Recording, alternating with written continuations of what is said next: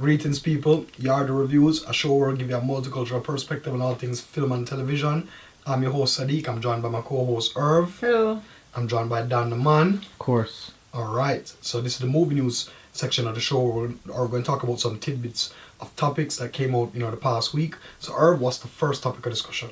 Okay, so I remember speaking about this in a movie news edition a while ago, and with all these sort of comic universes being developed, Universal are going to do that for their Monsters universe. Yeah. So in the remake for Black Lagoon... Yeah, the creature of the Black Lagoon. Yeah, creature from the Black Lagoon. Scarlett Johansson may be in the lead for the female role. For the female role. Yeah. Yo, that's cool. Listen, they're starting a franchise right now. To be honest with you, like, she is just like a top star. I mean, she's in one of the biggest franchises in the world, which is the Marvel movie franchise as Black Widow. And I guess whenever she's got her own, like, outside of that. Oh yeah, and I mean, she's known as like this big action star. You know, she did Lucy, even though it wasn't like not really a great movie, but I mean, it still made a lot of money. Yeah.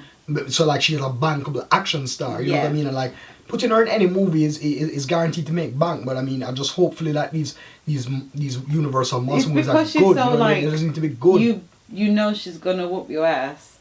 Yeah. I don't buy her as like a but the thing is, is she gonna play that? I associate her with a woman of strength. Yeah. But who knows? Maybe they might make a little twist on this. Maybe this monster gets her to be like a. I hope it's not like she turns into like the typical badass. It might be like kind of refreshing to have her play somebody that's vulnerable. Yeah. Because you always see her in the badass roles. You know, it's almost like she's typecast. Maybe she actually wants this for a change. That would make to be like sense. the damsel in distress. I would kind of like to see that now because we get to see too much of her being a badass. To be honest, so nice refreshing change. That's how I think. We'll see what happens. Really. Yeah. So yeah, next topic. So this Tupac biopic movie has been in talks for ages. Man, for ages. I think they've talked about it since like 2000 and something. I don't even know. It was probably before he even died. Like, anyway, seriously. So John Singleton has been replaced by Carl Franklin as the director. Carl Franklin. So Carl Franklin, we have any movies he did before? Short films? I can pull some up. Yeah, let's check out his IMDb because. I mean, John Singleton dropping out, I mean, it's a bummer, but I mean, John Singleton was attached for so long and nothing was going on. I don't know, they had problems with the budget or the story or the actor, or they got like an actor guy that looks like him, like an unknown. I really don't know what's going on, you know what I mean? Like, I heard so many rumors about this, so anything this guy did? He's been in films. He's been in films? Yeah. So he's an actor? Oh, no, wait, sorry. So, yeah, he's been in films. He was film director for Out of Time. Wasn't that the Denzel Washington? No, Out of Time is that lame what's his name movie with Ben Affleck. No, Out of Time. Out of Time was that no man, no. That's Money Tree. It was Justin Timberlake, yo. Oh, that one, yes. Oh my god. So you pay with serious, stuff yo. from yeah. It was a good concept, but why the hell did they choose Justin Timberlake to act as the lead in that movie? Do you know Justin Timberlake as an actor? No. Come on. Bro. He's directed a couple episodes of House of Cards. Like, hold on. He's not a bad actor. Like, come on, bro. Did you like that movie? Hold on. Did you like that movie? No. He was a bum in that movie. That was just down to just a bad script in general. But I thought it was a it was a great concept. It was a good concept, but the script wasn't good. He's directed a couple of episodes of House of Cards. Okay, alright. In Newsroom, he's done one episode. Alright. Devil in a Blue Dress. I don't know if that sounds familiar. Well, you know what happened? He listen, they're giving it to a young director, and listen, he can probably prove himself. He's not young. He's been in TV since the 90s. Oh, well, I mean, well, giving a seasoned director who's probably not done a lot of big things, this thing, I mean, hopefully he can probably pull something together and they can move full steam ahead with the project, because you get into hear so many disappointing things, like first it's on and then it's off and then you're wondering like what the hell's going on. Because the Compton one looks straight out of Compton, looks really good. Yeah, I think that's gonna kind of push them ahead.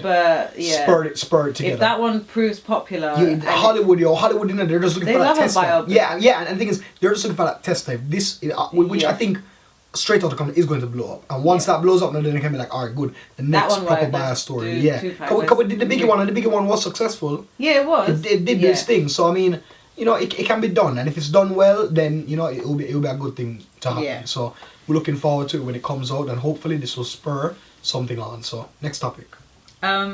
So Sofia Boutella, who was in Kingsman, and she played like the kick-ass assistant. She has been cast as one of the female leads in Star Trek 3. Okay, that's dope. I mean, listen, for what she did in Kingsman, like you could tell that, like, listen, this girl is going to get like a lot of roles. You know what I mean? She was badass in that film, and I think playing either a badass villain or a badass captain, whatever role she gets, I know she will knock it out of the park. So I have no problem with that. So very good. I mean, that makes me even more interested in it because I heard that Idris Elba is also rumored to play a role as well. Possibly. And might be a Klingon. It might be something else. Who knows? But whatever role he plays, I mean, putting all of these actors else in the mix, hopefully he's a villain. I'd love for him to be like one of the main villains. That'd be just so dope. So yeah, like let's just get this movie out. Let's get this movie out and let's just get these good actors in, sign them to the deals, so we can spend our money and you guys can make some money. And just make sure it's good. That's all I was saying. So yeah, next.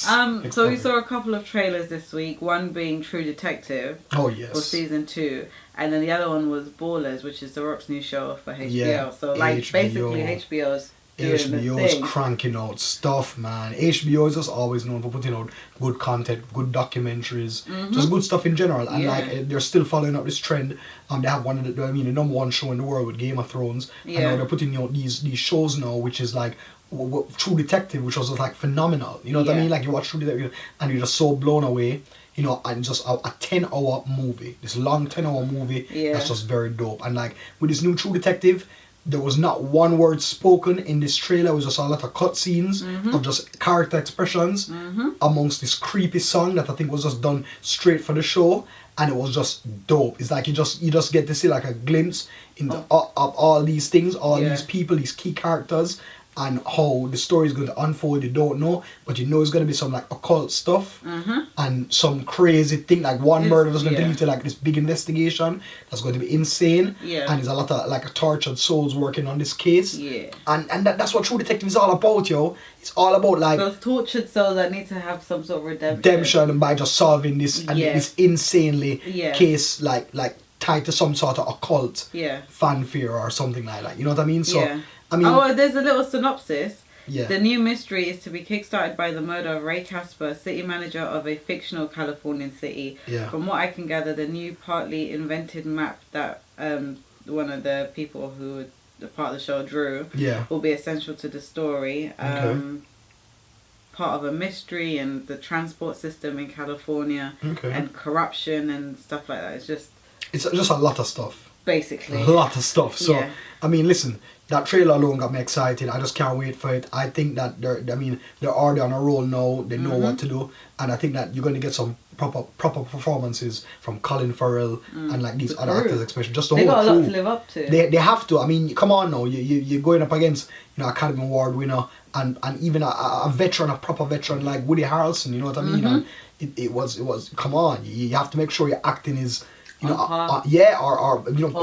set the bar. It's either you have to be on par or you have to, go beyond, and they have a lot more to prove. So they need to go beyond what these guys went to. You know what I mean? In doing these roles. So and that's on them. You know what I mean? So they got a lot of big shoes to fill. You know what I mean? So fill those shoes, give us something good, and I'll be happy. That's all I'm saying. So yeah, and the Rock one. Yeah. So I saw this trailer, and The Rock is just a superstar. And like I just saw this trailer and I was like, oh, you know what this is? This is The Rock's version of Entourage. Yeah, Mark Wahlberg is on to like produces. Well, there you go.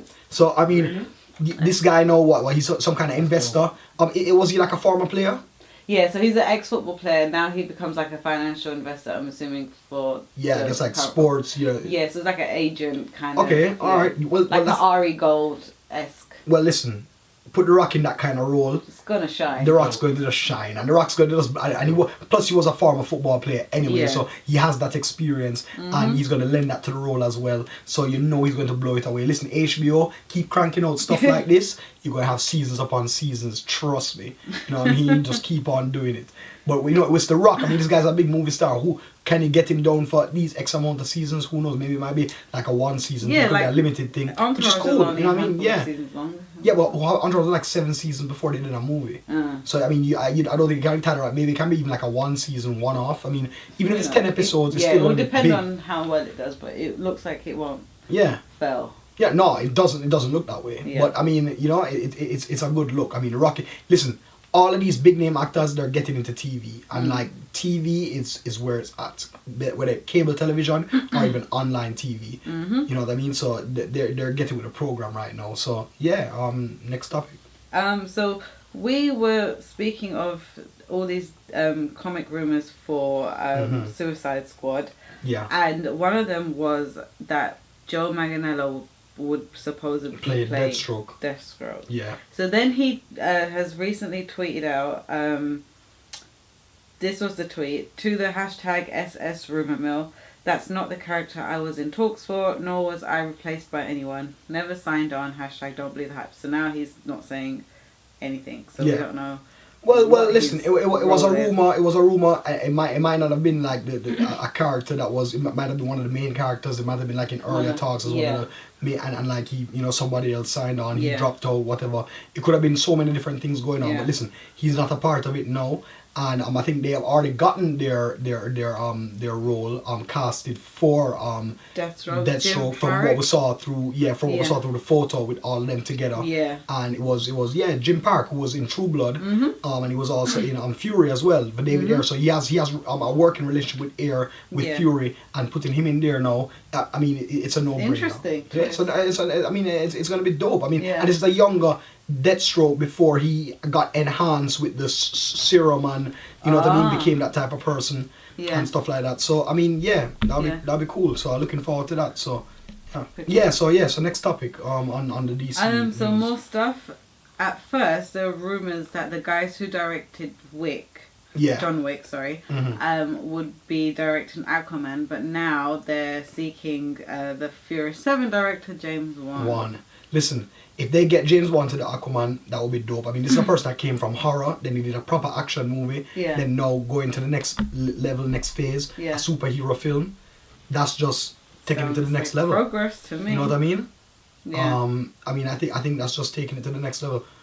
Hold on, Bridget, is this focus on me or is it panned? Yeah, it's panned. It's panned. Okay, because it just didn't look that way. I'm sorry. I'm getting off topic. No, it just didn't look that way. He's in the middle, right? I mean, not in the middle, on the side. Yeah. Okay. Oh, yeah. I'm just checking because it never does look that way when I'm looking at the camera directly. Sorry, I'm getting off topic here. Yeah. it just kind of looked weird to me. Yeah. Let's carry on. Let's carry on. Let's pick up. So sorry, dude. Sorry, it's my fault. But anyway. You frightened me because I'm like, what the fuck? Yeah, no, I was wondering, but you're looking at the shit, so you should know. So.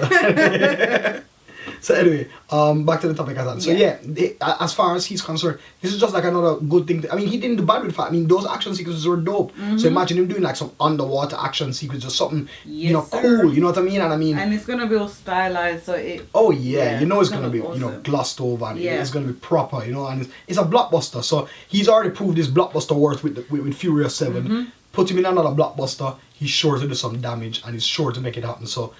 And that would be dope. I'm all for it. So next stop. And then finally we saw a full-on picture of Ultravision from Avengers. Vision from the Age of Ultron. Yeah. Listen, Age of Ultron is coming in in a couple of weeks' time. Yeah. Oh 2 weeks. Man, I can't wait right now. You don't even understand. And we're getting it before the States. And it's gonna be so crazy.